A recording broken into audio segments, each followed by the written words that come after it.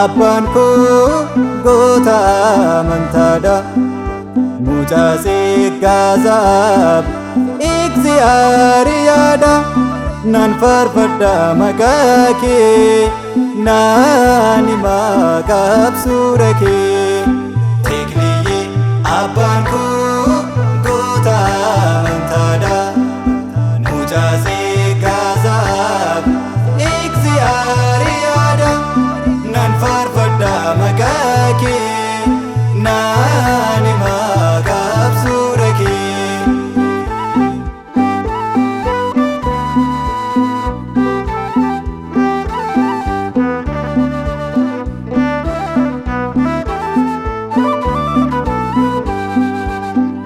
Gaazabii fi Egziyyaarraati wareegannaalatti teeklee haymaanooti.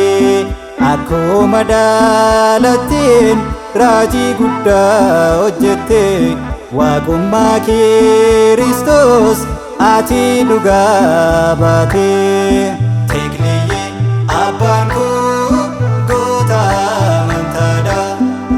Mucaa Gaazaab Egziyaariyaadha.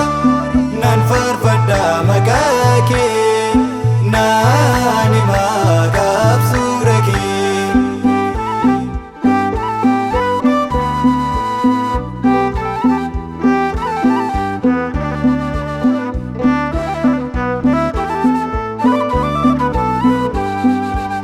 Waaqa isa tolfamaa kan barbadeessite, seenaan kee addadha kanat galmeessite.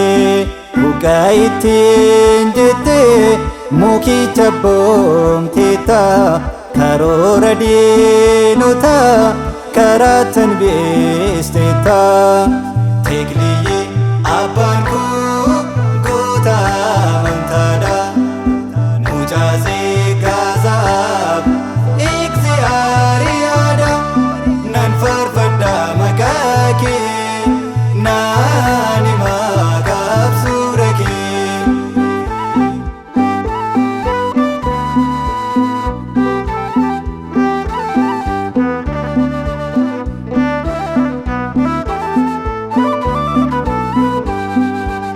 Badhaasa koodhati kan biyya Itoophiyaa, firii Gaazaab kan Egziyyaariyaa. Debree Libaanosin bakka kawwaala kee, nama ajaa'iba urgaan Libaana kee. Teekniyyee abbaan koo goota amantaadha. Mucaa Gaazaab Egziyyaariyaadha. Nan faarfadha maqaa kee, naan himaa qabsuudha kee.